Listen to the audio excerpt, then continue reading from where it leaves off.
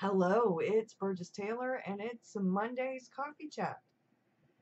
Today we're going to be talking about self-sabotage, creativity, and following through. Starting what you finish. So grab you a cuppa and let's get started.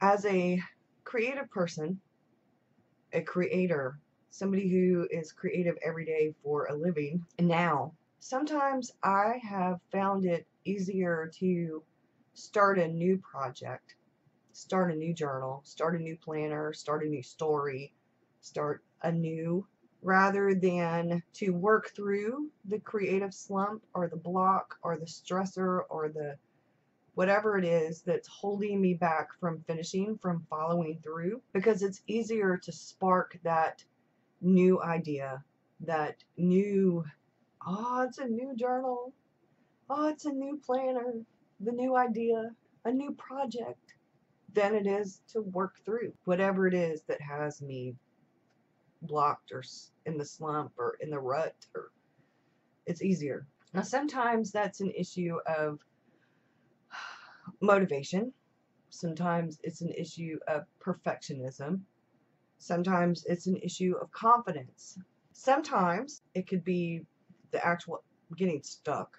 But I think there are a lot of reasons why we sabotage ourselves creatively, and I'm going to give you some of the reasons, and I'm going to talk about some of them. Perfectionism, actually getting stuck, not taking breaks so that we can refresh and refill our creative well, getting out of our comfort zone too far, or not getting out of our comfort zone enough, isolation, emulating others instead of finding what works for us, finding our own path, the actual follow through, that fear of failure, that overwhelm or overload, the lack of motivation, like I said.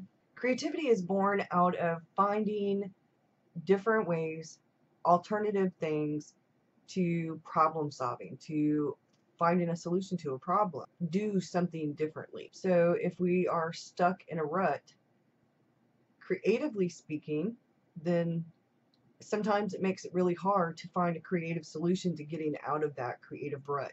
And then if you have confidence issues, things like self-doubt, analysis paralysis, that actually leads to that sort of self-fulfilling prophecy of, oh my God, I'm a failure. Oh my God, this sucked. The mindset of all of the imperfections, that failure, that this is horrible. What was I thinking? One of the things I think is that as a creator, creators create, artists create, writers write, painters paint, musicians music create. They don't create perfection. They create. They just create. So if you're not creating, if you're not finishing the projects, if you're not finishing your journal, if you're not finishing your canvas, finishing your story, or your stories, or your canvases, or your projects, or your journals, why? Recently, I finished a journal. I guess I should hold it right side up, right? Recently, I finished a journal. Now, I could tell you that one of the reasons I know that I finished the journal was because of accountability. I received the journal as a prototype. It came along with a journal that I had custom ordered from Bree from Document to Journey. She wanted to start selling Tomaway River B6 size notebooks in her Etsy store, and she sent a couple of different people prototypes. I was one of the people that received a prototype, and there were just a couple of little issues, nothing major. She since fixed those.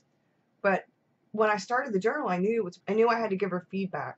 So I started the journal and did all kinds of things in it, like I used to do with an Omni journal. I wrote some stuff in it. I did some journaling in it. I added tip-ins in it. I added ephemera. I did goal setting. I did a little bit of brain dumping.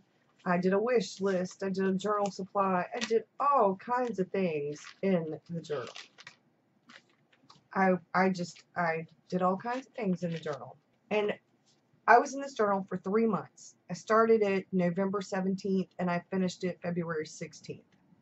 So for 3 months, I worked in this journal pretty much every day. I actually finished a journal. Now I say that because it's actually significant. For well over a year, I hadn't finished a journal.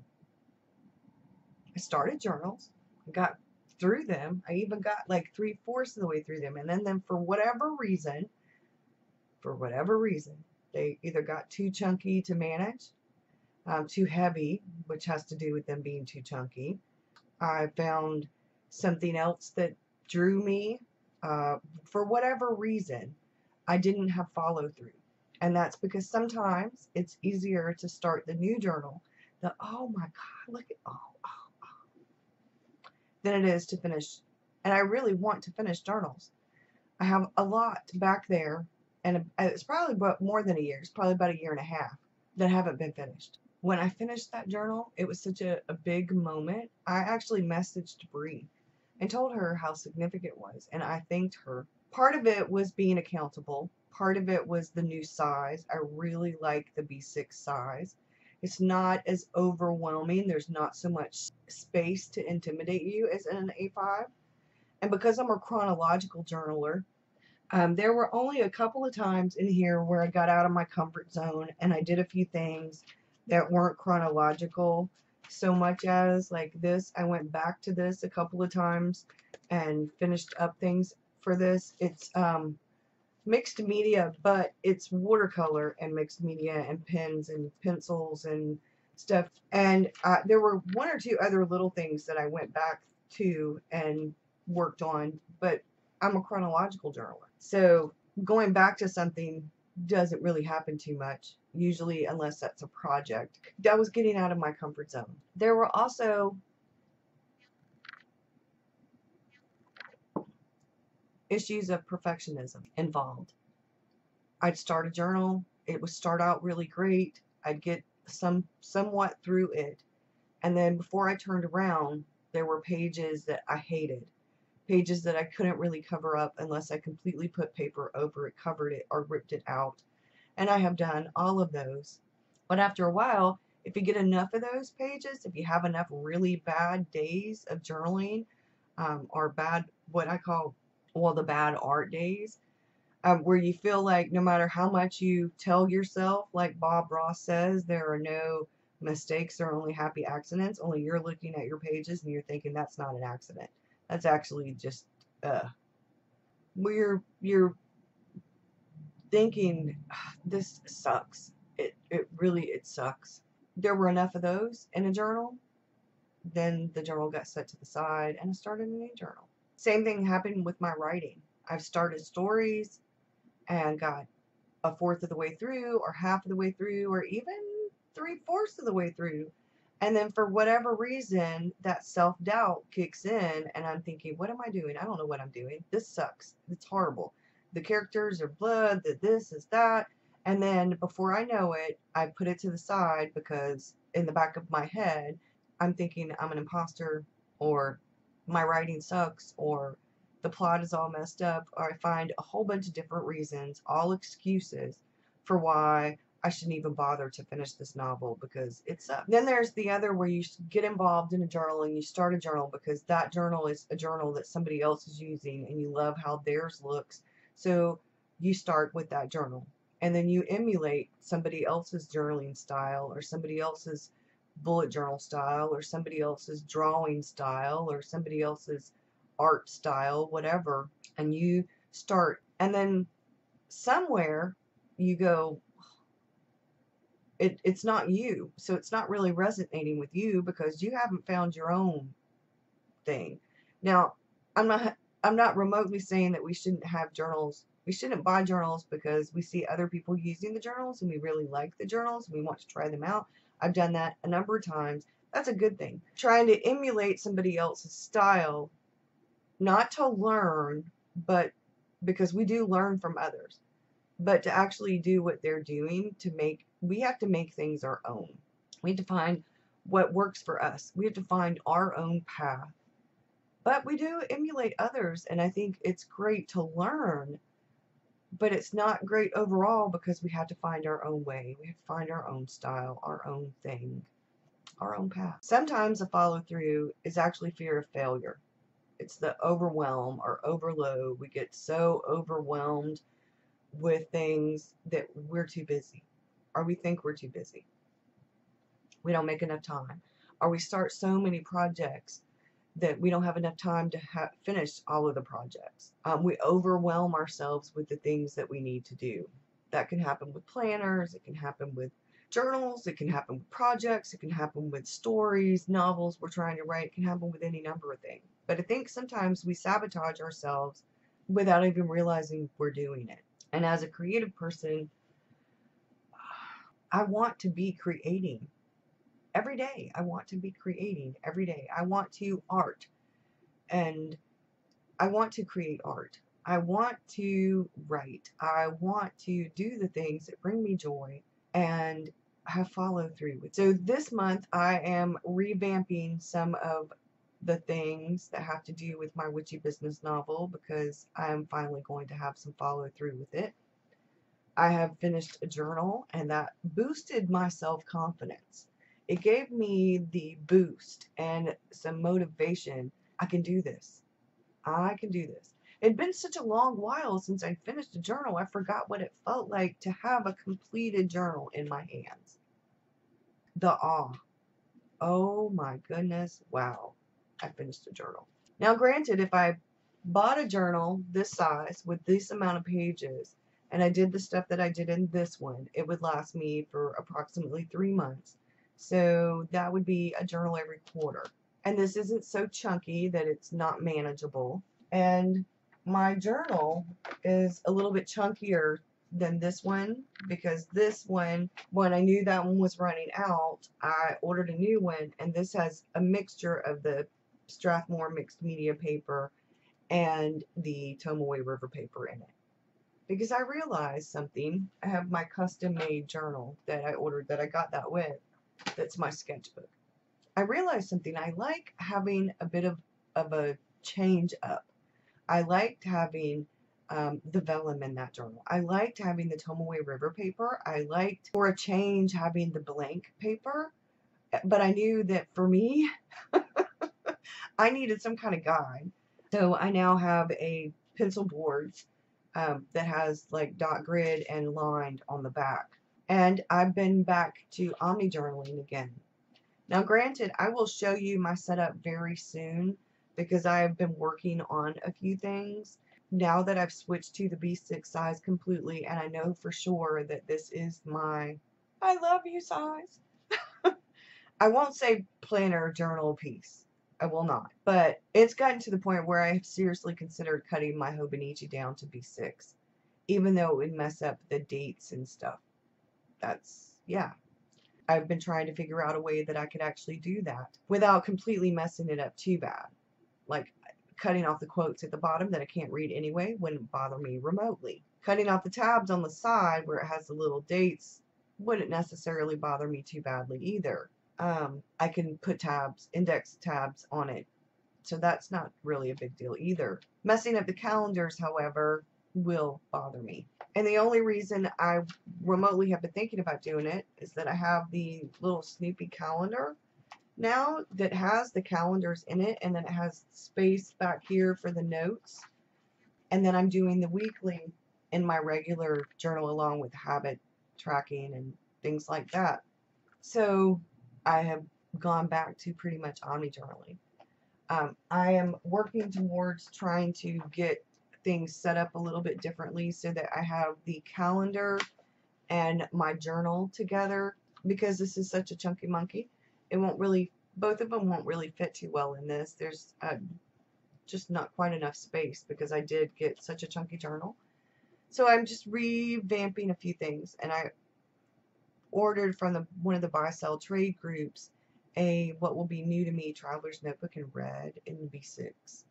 It's not the Chic Sparrow that I had my eye on, but I can't afford to get a new one right now. And this one I fell in love with when I saw it, and I just knew it was me. And there's nothing wrong with trying different brands of Traveler's Notebooks, so this one will be a new to me brand. So that's cool too. And I will end up with 4 B6 Traveler's Notebooks to use for different purposes. This one doesn't really go very much of anywhere unless I go, this is where I take it urban sketching, I take it plein air sketching, and then I need to, right now this week, do my, I've got March's art supplies right here, and then I added something, so now it's about time to do a review of some art supplies again. And then I did some plein air sketching yesterday. So I don't work in this every day. I probably ought to do more every day, more sketching in it every day, at least in one of the inserts. But I'm in these 2 every day, the other 2, and it's how I have it set up is just a little wonky. And it's set up that way because I didn't have enough room in one of the Traveler's Notebooks. I think once I get this new one, the setup will be a lot better. But following through, finishing this journal made me feel such a boost of confidence that I realized I had been sabotaging myself with my journals, with my writing. That self-doubt, that imposter, that vicious cycle that I've talked about before, I didn't realize that it had not only affected my writing and my art, like sketching and different things like that, but it had affected my daily journaling. Switching things up, getting out of my comfort zone and getting into the regular B6 size, which doesn't overwhelm me so much on the days when I have creativity and I want to do things, but I don't have enough to do a whole 2-page A5 spread or even a 1-page in an A5. Sometimes that size can be overwhelming. It's a lot of space to cover. And I journal every day. In some way, shape, or form, I'm journaling every day. And I think that there comes a time when you have to go, okay, what is working and what isn't working? I went through a stage of emulating. I went through the stage of extreme self-doubt. I went through the stage of making excuses and procrastinating. I went through the stage of starting and not finishing, and now I finally finished. And like I said, I'm getting back into the witchy business novel, and I'm finishing up some projects. The first project is the postcards, which are running a bit late. Like I said, I was breaking rules. I started a bit late with EcoRima, and the postcards take a little bit more time than I realized. And I ended up with quite a few more than I originally said I was going to do, because so many people were like, I want one. So the first batch is going out today. I have a dentist appointment this afternoon, and I'm going to stop by the post office on my way to the dentist office, or after I finish to the dentist, and mail some off. And then Friday I will mail some more off, and then next Monday I will mail some more off. So I'm excited. For those of you, there are a few of you who said you wanted, and I suggest you'll get, but I still don't have your addresses. So please make sure I have your address, because I can't send you one if I don't have your address. Have you self-sabotaged yourself creatively? Have you not finished a journal? Have you stopped and started a journal because the pages weren't perfect, because you felt like the pages weren't perfect, because you messed up in the journal? You know, I've started and stopped journals and put them to the side for any number of reasons. And now that I've finished a journal, it's been, like I said, it had been well over a year, maybe a year and a half, since I'd finished a journal from start to finish. So I feel like I made a big step in the right direction. It was a big milestone for me, and it gave me the boost of confidence I needed to do some other things, to finish some other projects, to go back to some of the projects I started, like the Witchy Business novel and different things like that. And I'm excited. I have the gouache now, so my sketchbook that I designated for mixed media stuff, I'll be able to play in a lot more. And I like the gouache. I like the way that it smells. It's very reminiscent of art rooms from when I was in school, in elementary school, middle school, and even high school. That's how it smells to me. My daughter said it smells like Prismacolor pencils to her. To me, it smells like when you open a tin of Prismacolor pencils for the first time, you can smell them. To me, though, it smells like the art room, but that, that might be a similar smell as the Prismacolor pencils. So anyway, let me know and down below if you have been guilty of self-sabotage, whether you started a journal and not finished it because a shiny new journal idea came up, or a new shiny, the new shiny fancy thing caught your eye, or maybe you just wanted to try a different size, because sometimes it's about stopping something that doesn't resonate with us. So if you're in a journal and it's just not resonating with you, B6 Slim is one of those things for me. B6 Slim and personal size just don't resonate with me. Other people love them. I do not. I do not.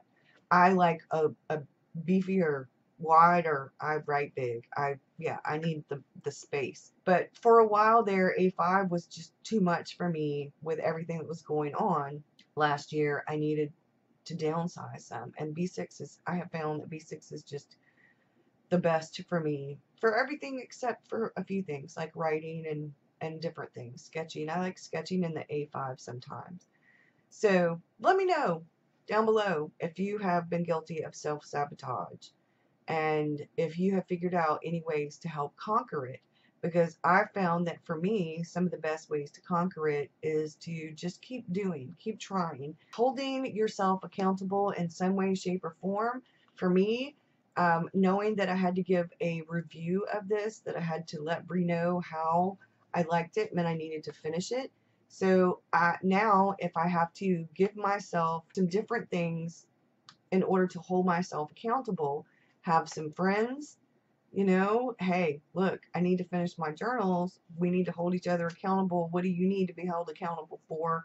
What can I help you with? Because I need some help, with my writing. I need to hold myself accountable. I have writing buddies, and we hold each other accountable. We check in on each other. And I have some journaling buddies. So I will talk to y'all soon. Let me know down below. Bye.